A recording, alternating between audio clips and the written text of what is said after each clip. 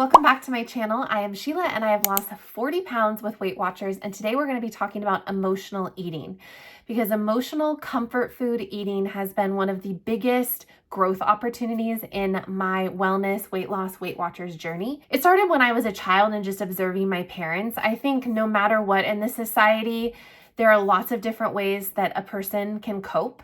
Some people choose to cope with workaholism. Some people cope with alcoholism, or other substances.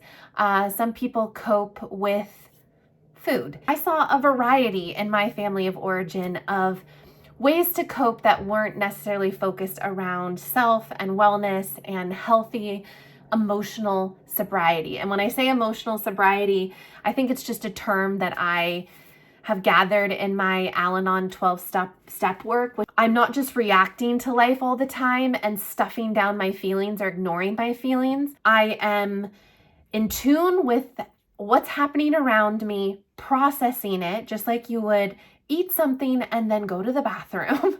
Like I am processing it, letting it pass, and then approaching my life from as best I can, a grounded, calm perspective. So this has been hard for me because I turn to food for comfort, and that's how I gained a lot of weight in my life, is numbing, wanting to be dissociated from my body and just fall into food. And the problem with that is that food is just a very quick fix that doesn't have a lasting impact. And typically when I turn to food for comfort, it is right after that I'm like, why did I do that? I feel sick to my stomach, or I can't sleep because I ate so much chocolate or sugar. My top tips for being someone that is an emotional comfort eater are as follows. First of all, I am never a believer in just all or nothing, perfectionist, fix yourself type of thinking. I actually believe that you have to work with what you've got going on, because if you come in and change everything, you're going to be at war within yourself. So I like to have options in my house that I can partake in if I feel like I really want to emotionally eat and I want to just give myself a safe container to do that, because it is something that I've been doing since a child. So to just come in and be like, I'm never emotionally eating anymore seems very callous and abrasive. And I have found in my journey that anytime I approach myself with a very dictator mindset, it backfires and I rebel. So some of the foods that I like to have on hand when I want to give myself a safe container space for emotional eating, comfort eating, is popcorn, because I can volume eat popcorn and it's pretty good on Weight Watchers points. I can make it 0 points if I just do it in my air popper with no butter, a little bit of salt. Seaweed snacks. I get the seaweed snacks from Costco. They're just light and thin as air, salty. I can just stuff it in my mouth and I feel like I'm really emotionally eating a salty snack, but it's very low on points. Broth or soups. I'm making this right now, bone broth with Italian tomato and spinach and garlic soup that is out of this world and is so comforting. And when I eat a cup of soup, I have this special little bowl with a little handle. I sprinkle a little Parmesan cheese on top, and it's like a hug from the inside. And soup fills up my stomach, so I like that anchored comfort food feeling that it's just sitting there. I have certain types of low point bread that I like for 1 point or 2 points.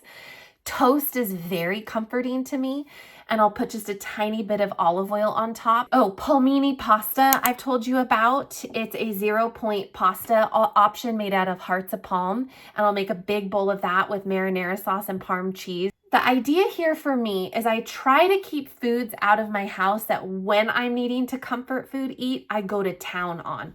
Goldfish, Cheez-It, large quantities of ice cream, bagged cookies, like certain things that I just know if they're in the house and I am having an emotional moment and I'm lacking a lot of my willpower and they're there, I'm just gonna go and Oreo cookies, eat the whole thing. So those can stay at the grocery store. If I want to go get them, I can go get a single portion somewhere. But the foods that I do have on hand at my house allow me to volume eat within reason. Okay, my second tip is get best friends with your timer.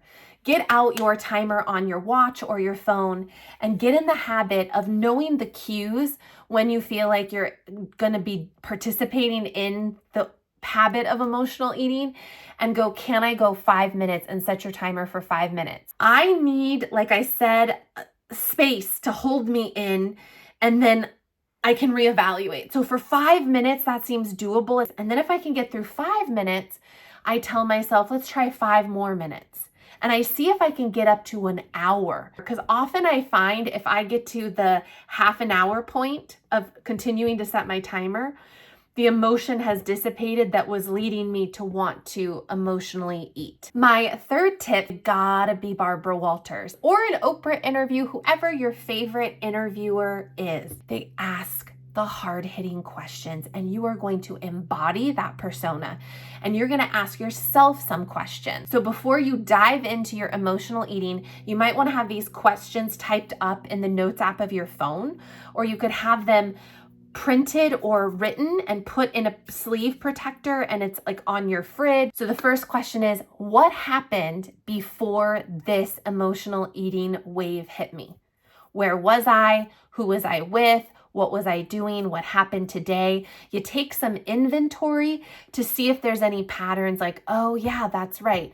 It's not that I want or need this food. It's just like when I'm with this person, it makes me anxious, and then I'm used to coming home and eating. I always ask myself, how will I feel after I eat this? Or how have I felt in the past after I eat this? How will I feel physically after I eat this? I hate the feeling, and I put myself through this scenario way too many times, where I emotionally eat a lot of sugar, and then it actually makes me very panicked and anxious, because if my blood sugar spikes too high, I'm not diabetic, but I can get a little shaky. I just get a little on edge. I don't like feeling out of control.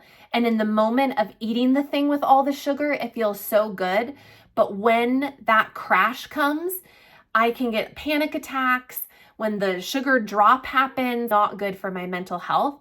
So if I ask myself that question, and I may even on that piece of paper or in my notes app write down experiences of how I felt after I've consumed the quantity of that food, so I can read it and relive it, and it's visceral, and I'm like, I don't want to go back there. And that can be enough to switch me to not going that path. Sometimes just accepting and saying that I'm allowed to do something makes it so that I don't really want to do it anymore. Like there's almost this inner toddler in me that wants to do it because I know it's bad, and I'm like testing my own boundaries. And if I just say, you're totally allowed to participate in this emotional comfort eating, but are there any other options you haven't thought of?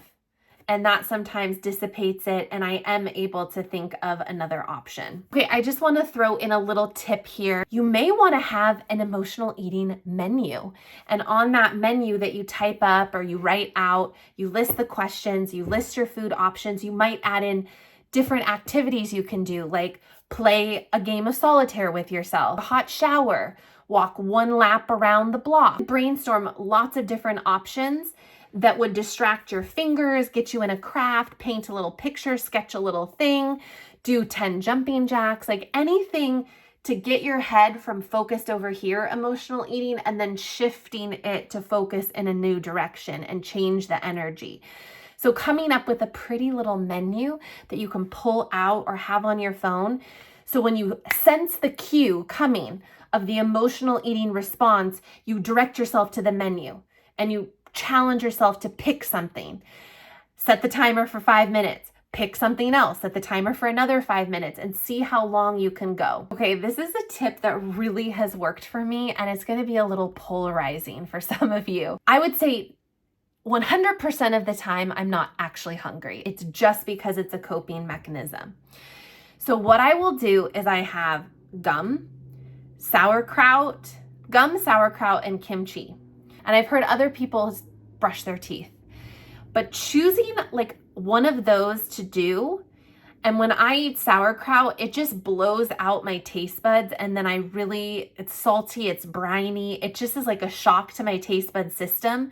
Thinking of the comfort food that I wanted to eat after I've had that bite of sauerkraut just really, it doesn't hit the spot like it used to. Eating sauerkraut is kind of like cold water to the face. Eating a pickle could do the same thing. Any foods that totally shock your taste buds. It could be, how about this, like a little tiny drop of hot sauce or wasabi. I know this is kind of wild, but I think it's just kind of fun to think of solutions that are outside the box and just like play around with them and see what works for you, because it helps me go from emotional eating to eat the sauerkraut. Okay, now it redirects me, and that's what I'm trying to do.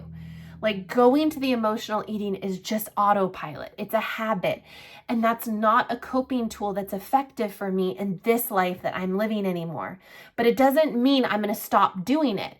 It's about, how do I gently redirect myself? I have a bonus tip for you, and I am putting that tip in an audio version inside of my Patreon. If you want to dive a little bit deeper with me, I do have this like private, safe audio community where you can take me on the road with you. I have a library of my best audios that are condensed and cover really heavy hitting hot topics when it comes to a weight loss and wellness journey.